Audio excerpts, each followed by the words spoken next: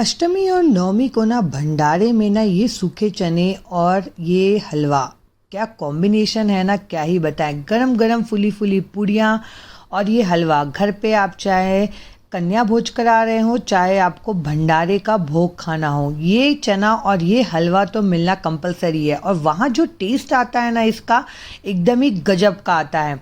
तो आज मैंने वही हलवा और चना ना घर पे बनाया था नौ कन्या के पूजन के लिए। तो आप एक बार ज़रूर मेरे तरीके से बना के देखिएगा, बहुत ही बढ़िया बनती है और कुछ अलग सी रेसिपी है। तो इसके लिए ना सबसे पहले ना मैंने जो छोटे वाले देसी चने आते हैं ना, उसे भिंगा के रख दिया था रात भर के लिए। 1 कप चना था ये।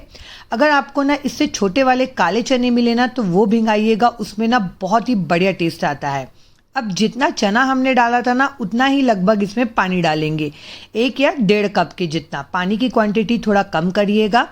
1 इंच के करीब दालचीनी डाला है, 2 तेजपत्ता और स्वाद अनुसार नमक, और इसे ना 4 से 5 विसल आते तक के हमें यहाँ पे पकाना है। अब जब तक कि ना वो बन रहा है, हम हलवे की तैयारी कर लेते हैं। तो हलवे के लिए ना सबसे पहले मैं यहाँ पे चाशनी बना रही हूँ। आधा कप शक्कर में ना मैंने 3 गुना पानी डाला है और थोड़ा सा केसर। जिस भी बाउल का मेजरमेंट लेना, उसका 3 गुना पानी डालिएगा आप, तो परफेक्ट हलवा आपका बन के रेडी होगा। और इसको ना बस हमें पिघलाना है।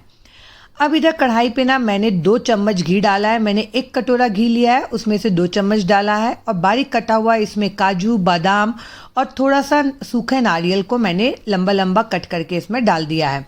और इसे ना हमें धीमी आंच पे ना अच्छे से ब्राउन होते तक के हमें यहाँ पे इसे भूनना है। ध्यान रखिएगा कि ड्राई फ्रूट्स को जलाना नहीं है यहाँ पे।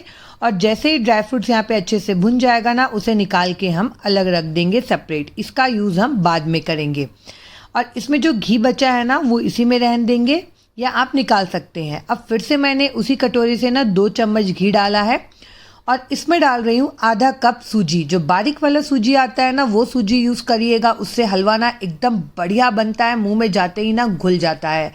मुझे पर्सनली ना बारीक वाले सूजी के हलवे पसंद आते हैं। आप चाहें तो नॉर्मल सूजी का भी बना सकते हैं। जिस क्वांटिटी पे आपने सूजी लिया है, उसी क्वांटिटी पे आपको शक्कर भी लेना है, इस बात का ध्यान रखिएगा। और लो टू मीडियम फ्लेम पे ना इसे अच्छे से भुनना है हमें, जब तक कि इसमें अच्छे से सुनहरा कलर ना आ जाए और इसमें अच्छे से सौंधी सौंधी खुशबू ना आ जाए। यहाँ पे ना सूजी को जलाना नहीं है, वरना सूजी का टेस्ट ना बिल्कुल भी अच्छा नहीं आएगा, इस बात का ध्यान रखिएगा। जब हल्का ब्राउन कलर हो जाएगा ना ये, तो इसमें हम थोड़ा थोड़ा करके ना जो हमने शक्कर वाला सिरप तैयार किया था ना, वो डालते जाएंगे। एक साथ मत डालिएगा, वरना पूरा ऊपर आ जाएगा और भाप से हाथ भी जल सकते हैं। थोड़ा थोड़ा करके रुकते रुकते डालिएगा और पूरा का पूरा यहाँ पे शुगर सिरप हमें डाल देना है। और उसके बाद ना फ्लेम को मीडियम रखिएगा और इसे लगातार चलाते हुए ना हमें यहाँ पे पकाना है। इसे छोड़िएगा मत। इसे छोड़ेंगे ना तो क्या होगा ना, कहीं कहीं पे गुठलियाँ पड़ जाएंगी, फिर हलवा बिल्कुल भी अच्छा नहीं लगेगा। इसे लगातार चलाते हुए पकाइएगा। थोड़ी देर में आप देखने लग जाएंगे कि ये गाढ़ा होना स्टार्ट हो जाएगा, इसका टेक्स्चर गाढ़ा सा होने लग जाएगा। आप देख सकते हैं इसका टेक्स्चर कैसा होते जा रहा है, गाढ़ा आते जा रहा है। फ्लेम को लो टू मीडियम रखिएगा, यहाँ पे इस बात का ध्यान रखिएगा। और देख सकते हैं कितना बढ़िया ये यहाँ पे दिख रहा है, इसका टेक्सचर कितना बढ़िया आ गया है। मेल्ट एंड माउथ वाला ये हलवा बनता है, यकीन मानिए बहुत ही टेस्टी लगता है। जब ये अच्छे से सूख जाएगा, इसके ऊपर डाल देंगे हम भुना हुआ हमारा ड्राई फ्रूट्स और आधा चम्मच के करीब इलायची पाउडर। इससे ना टेस्ट बहुत बढ़िया आता है, तो ज़रूर से डालिएगा। और इसे ना हम लगातार यहाँ पे हिलाते हुए पकाएंगे। लगातार इसे हिलाते हुए चलाना है, बिल्कुल भी छोड़ना नहीं है, इस बात का ध्यान रखिएगा। और ऊपर से ना थोड़ा सा 1 चम्मच मैं घी डाल दे रही हूँ। इससे ना बहुत बढ़िया शाइन आता है हलवे में और बहुत ही बढ़िया टेस्ट आता है। तो टोटल ये हलवा को बनाने के लिए ना आपको 4 से 5 चम्मच घी का यूज़ हुआ है, उससे ज़्यादा यूज़ नहीं होगा। और देख सकते हैं यहाँ पे हलवा हमारा बन के रेडी है। यकीन मानिए नारियल की गिरी, ड्राई फ्रूट्स का टेस्ट ना बहुत ही गजब आता है इस हलवे में। तो ज़रूर से डालिएगा और बनाइएगा। और इधर देखिए यहाँ पे काले चने भी ना हमारे अच्छे से बॉईल हो गए थे। 4 से 5 विसल लगाएंगे ना तो बहुत ही बढ़िया ये बॉईल हो जाएंगे।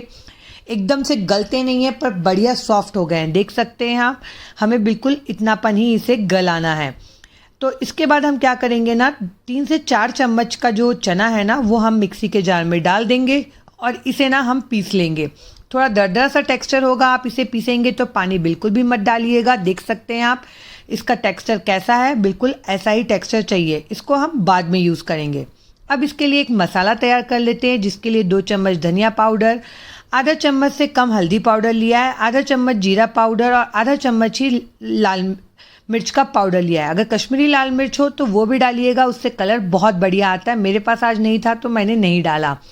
और थोड़ा सा पानी डालते हुए ना इसे अच्छे से मिक्स कर लेंगे। इसमें लगभग ना 1/4 कप के जितना पानी आपको डालना है। इसका देख सकते हैं आप कितनापन गाढ़ा रखा है मैंने, एकदम पतला सा यहाँ पे इसका पेस्ट बनाया है। अब कढ़ाई में ना 2 चम्मच घी डाल देंगे क्योंकि भोग प्रसाद के लिए बना रहे हैं। 1 चम्मच जीरा, बारीक कटा हुआ अदरक डाल देंगे। आप चाहें तो घी में भी नहीं बनाना है तो तेल में भी बना सकते हैं। अब जो मसाला हमने तैयार करके रखा था वो डाल देंगे। बारीक कटा हुआ धनिया का डंठल वाला पार्ट डाल देंगे और इसे ना अच्छे से यहाँ पे भून लेंगे।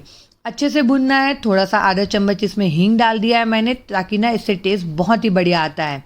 इसे लगातार चलाते हुए लो टू मीडियम फ्लेम पे ना इसे हमें अच्छे से भूनना है। जब तक के भूनना है तब तक कि इसका पूरा ऑयल रिलीज़ ना हो जाए और जो पानी है ना वो सूख ना जाए। आप देखेंगे पानी पूरा सूख चुका है और ऑयल भी ना हल्का हल्का आपको यहाँ पे दिखेगा। बस इसी स्टेज में ना हमें डाल देना है अपना चना। और चना डालने के बाद ना जो चना हमने पीस के रखा था ना वो भी डाल देंगे। इससे क्या होगा ना, आपके जो चने हैं ना वो एकदम लटपटे से बनेंगे, अलग अलग नहीं बनेंगे, बहुत ही बढ़िया लगता है। अगर आपको रस वाला बनाना हो ना, ग्रेवी वाला, तो इसी स्टेज में ना आप इसमें गर्म पानी डाल दीजिएगा, बहुत ही बढ़िया लगता है। और इसे ना हमें लो टू मीडियम फ्लेम पे ना बीच बीच में चलाते हुए अच्छे से पकाना है जब तक कि ये ड्राई ना हो जाए। आप देख सकते हैं यहाँ पे इसका टेक्सचर कैसा हो गया है, एकदम ड्राई सा हो गया है पर लटपटा है, बिल्कुल भी अलग अलग नहीं दिखेगा आपको चना यहाँ पे, और बहुत ही बढ़िया यहाँ पे दिखता है और टेस्ट भी गजब का आता है। तो ये सूखे चने की रेसिपी ना एक बार मेरे तरीके से ट्राई करिएगा, यकीन मानिए आप इस चने के फ़ैन हो जाएंगे। आपको नौकन्या खिलाना हो या भंडारे वाला खाने का मन हो तो ज़रूर बनाइएगा। अष्टमी नवमी में माता जी को भोग लगाइएगा, माता जी भी ना बेहद खुश हो जाने वाली है। और ये जो हलवा है ना ये खाने में इतना टेस्टी लगता है ना कि बच्चे बड़े सब इसे ना बड़े ही चाव से प्यार से खाने वाले हैं। बच्चों को तो वैसे भी मीठा बेहद पसंद आता है, तो आप ज़रूर से ट्राई करिएगा। ट्राई करते हैं तो मुझे कमेंट करके बताइएगा कि आपको ये रेसिपी कैसी लगी। आपको मेरी रेसिपीज़ अच्छी लगती है तो प्लीज़ मेरे चैनल को लाइक करिए, सब्सक्राइब करिए। मैं मिलती हूँ अगले ब्लॉग में। Bye bye.